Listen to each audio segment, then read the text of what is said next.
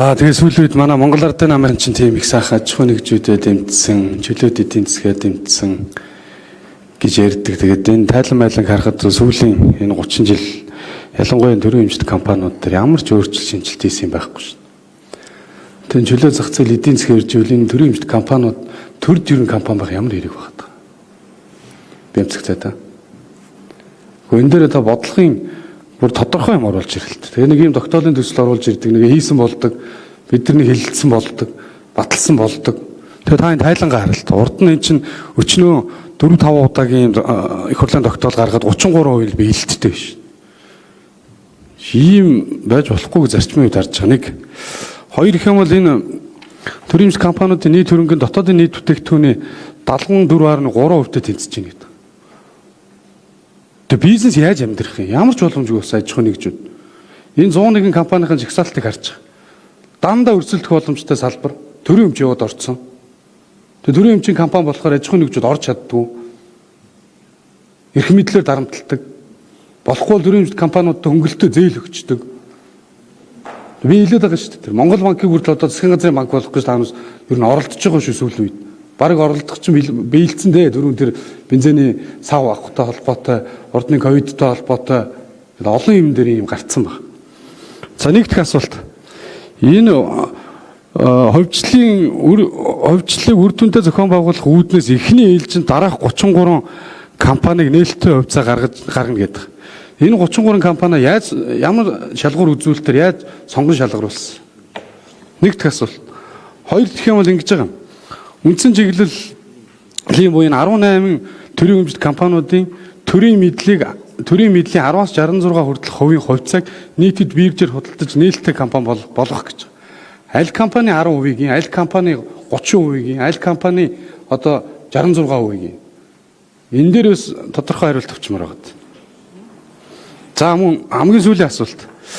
2024-өөс 28 оны засгийн газрын мөрийн хөтөлбөр за энэ дээр юу орсон гэхээр энэ төрийн хэмжээний компаниудыг сайжруулах чиглэлээр олон улсад хөлөө зөвшөөрсөн компаниудаас аудитын тэр хамтарч ажил үйлчлэгээ авна гэж төсөвдөр хөтөлмөг суулгаж ирсэн санагдаад байна. Энэний үр дүн хаанаас ямар аудит аваад ямар хэмжээний тайлан гарсан. За хамгийн сүүлийн асуулт энэ олон улсын менежментийн багаар өдөрдүүлнэ л гэдэг. Тэр нь ямар зөвлөгөө аль компани аль олон улсын менежментийн компаниар өдөрдүүлээд нөгөөдөл нь ямар зөвлөмж өгсөн.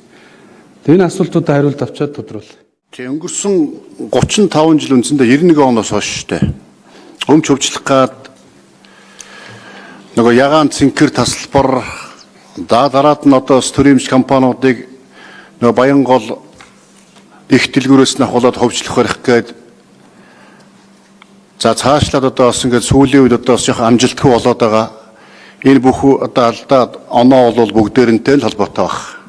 Энэ дээр одоо юу гэдэг ардын нам, ардсан нам гэдэг одоо бие биенлэг нэг чиглэлд их шаардлагагүй. Тийм болохоор энэ дээр та бас юу ах хэвээр ардын намынхан гэхээр одоо өмч хөвчлж чаддгүй, бизнес хийж чаддгүй гэдэг одоо зүйлээс ярих хэрэггүй бас та. Сүүлийн үед бас энэ асуудлууд байсан алдаануудыг засаад явж байгаа. Алдаануудыг. Одоо зөвхөн Эрдэнэ төвлөрөөр хэлэхэд Эрдэнэ төвлөрөөр дээр 3 хулгай байсан. Гэрээний хулгай гэж Тэсийн баяжмлын одоо агуулгыг баг байлгаж жагаад гадаад гэрээгээд хулгай хийдэг байсан. Энийг биержээ дамжуул зардаг болсон гэрээний хулгайг тасан зогсоосоо. За дахиад шахааны одоо тийм янз янзын тендерт бараа материал шахдаг байсан. Энийг хиймэл оюухан ашиглаж сонгон шалгуул тендер шалгуулдаг болсон. Энэ шахааны хулгай алга болж байгаа. Агуулгын хулгай гэдэг одоо нөгөө стратеги орд болсон одоо аваад Тэсийн баяжмлын агуулгуудыг одоо бүгд компаниуд автсан байсан. Үнийг зэгсэлж байгаа. Иймэрхүү байдлаар урд өмнө гарсан одоо тэрний энийг гэхгүй алдаануудыг засаад үйл ажиллагаа сайжирч байгаа. Урд нь бол Эрдэнэ тэгэхээр л бөөн шахаа, бөөн улс төрч, бөөн дарганал одоо тэнд шахаа хийж мөнгө олж яадаг гэсэн ойлголт одоо байхгүй болсон. Иймэрхүү байдлаар бас ингээд аль болох сайжруулах гэл оролдоод л одоо яваад байгаа. Эрдэнэс 5 толгой дээр бас нүүрсний гэрээнүүд 580 хэдэн гэрээ бүгдийг ил болгосон. Хиний үед ямар үнээр ямар гэрээ хийж ямар яаж нүүрс сулгаа хийж байсан одоо тэрийг бүгдийг одоо хараад мэдчих бололцоотой болсон. Манай жаргалан гишүүн бас санаачилсан энийг бид хамтраад бодиттой хурдан хугацаанд ажил хэрэг болгосон. Иймэрхүү байдлаар одоо үндсэндээ асуудлыг ингээд шийдээд явж байгаа. 33% биелэлт гэдэг дээр бас худалдах гал хувьчлах гал хувьцааг зарах гал ингээд оролдоод тэр оролдлууд нь амжилтгүй болоод байсан юм байна лээ. Тийм болохоор өнгөрсөн хугацааныхаа алдаа оноон дээрээс сургамж дүгнэлт хийгээд цаашдаа ингээд явбал зөв болох юм биш үү гэдгийг одоо бас гаргаж ирж байгаамаа.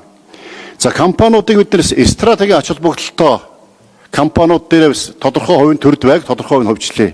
Нийгмийн ачаа өрдөг хариуцлага хүлээдэг компаниудаа яа харахгүй хувьд шилжүүлэх гээд худалдах гээд хүн авахгүй юм чинь энийг одоо төр одоо аваад явахаас өөр аргагүй.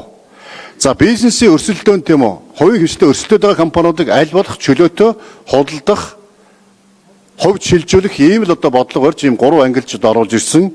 Энэ 3 ангиллын хүрээнд одоо 33 компаниудыг яг энэ компаниуд ийм зарчмаар, тэр компаниуд нь тийм зарчмаар гэдгийг тодорхой танилцуулгадаас бичсэн байгаа.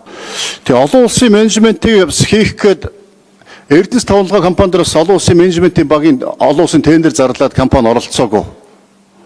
За мяд компаниудаас олон улсын менежментийг зөвлөх компани ирж бас зөвлөх одоо үйлчлэгээ үзүүлсэн. Энэ дээрс бид бас цаашдаа бол аль болох олон улсын менежмент орох юм бол компани үндэс нь бидний бас алдаануудыг олж хараад өшөө илүү тийм үр ашигтай өшөө илүү менежмент нь сайжраад явж бололцоотой тэгэх юм бол энэ компанийн одоо өнөөдөр үнэлэгдэж байгаа үнэлгээ одоо хэд дахин нэмэгдэх бололцоотой юм аа. Ийм байдлаар ялангуяа одоо мяд компани дээр бол энэ олон улсын менежментийн баг авцрах за мөн одоо томоохон стратеги одоо ач холбогдолтой компаниуд дээр зөвлөх үйлчлэгээ авах ийм бодлогуудыг барья гэдгийг бас энэ өөрчлөлт зохион байгуулах гэдэг дотор бас оруулсан байгаа. Ийм байдлаар одоо тодорхой өөрчлөлтүүд ихс менежмент ирвэл бас гадны менежмент оролцвол илүү сайжирч магадгүй гэж. Олон улсын аудит 5 компани дээр орсон бас өөр төрийн аудитын төрийн банкн дээрээс орсон байгаа. За одоо ингээд 126 их хурлын гишүүнтэй шинэ парламент байгаа. Юм хил тод нээлттэй шилэн болох хэвээр. Тийм болохоор хэлж байгаа. Зөвхөн Эрдэнэс Монгол компани дор 21 компани ингэж хийсэн. 21 компаниас нь бараг 18-9 нь ингээд ашиггүй ажилдаг, зөвхөн мөнгө хүрдэг. Эрдэнэс тавталгаа компани олж байгаа орлого, ашиг бүгд одоо ингээд одоо зүгээр нээлт үнэнгээл хэлье. Төрөмч ороогоор дамжуулж Монгол Ардын намын сонгуульд ажилласан буюу ажил албан тушаал дээр тавих ийм оронтой л болсон шүү дээ Бямцэг цайдаа. Та мэдж байгаа шүү дээ. Одоо хэдүүлээ жоохон шудраг баял л дээ. Энэ улс их орноо бодъё. Тэгээд ийм болохоор энийг нээлттэй нэг энэ 10-аас нэг 66% гэхгүйгээр ер нь энэ Монгол төр өөрөө энэ төрөмч компаниудыг одоо бодлогоор дэмжиж. Ялангуяа дэд бүтцийн асуудлууд хөгжих боломж олцоод хууль эрх зүйн орчиныг сайжруулж өгье. Биднэрт бол энэ төрд бол энэ төрөмч компанид хэрэггүй юмаа гэдэг зарлаад явмаар байгаа байхгүй. Тэгэхгүй бол бид нар энд хамгийн тойрогоос гарахгүй шүү дээ. Гэхдээ жил болгоно нэг ийм за маш чухал асуудлаас очроод гишүүн хөндөж байна. Бид нар яг нээлттэй ил тод бас хараа хяналттай болох тал дээр л ерөөсөө засгийн газрын бодлого явж байгаа. Урд өмнөд хаалттай байдаг, тэгэл нэг цүнх баригчнад томилогддог, хяналтгүй болчдөг юм байсан бол ерөөсөө аль болох нээлттэй ил тод болох. Энэ хүрээндээ засгийн газар өнгөрсөн сард төрөмч компаниудын хөрөнгийн тийм үү байдал, санхүүгийн одоо орлого зарлагын гүйлгээ, худалдан авалт, зардал, санхүүжилт, томилгоо бүх зүйлүүдийг нээлттэй болгох тийм нээлттэй мэдээллийн нэгдсэн систем бий болгож байгаа. Эндээс одоо иргэд аж ахуй нэгж хэн дараад Эрдэнэс тавталгаа дээр ямар томилгоо хийж чинь, ямар худалдаа авалт хийж чинь, ямар зардал гарч чинь энэ бүгдийг нээлттэй болгох. Ийм байдлаар үндсэндээ засаглалыг сайжруулахад гол том бодлого бол энд явж байгаа. Альва зүйл ил тод нээлттэй шилэн байх тусмаа л одоо илүү хараа хяналттай илүү хууль зөрчихгүй хулгай хийгдэхгүй болно. Ийм бодлого барьж байгаа гэдгийг танд төсөлье. Тэр 3 компани дээр 10% нь одоо Эрдэнэс тавталгаа, Эрдэнэс Critical Minerals гэсэн 3 компани дээр бид 10%-ийг нээлттэй ил тод хувьцаа хөрөнгөний бэжэд дамжуулж хувьцааг зарыг гэж байгаа иргэдтэй.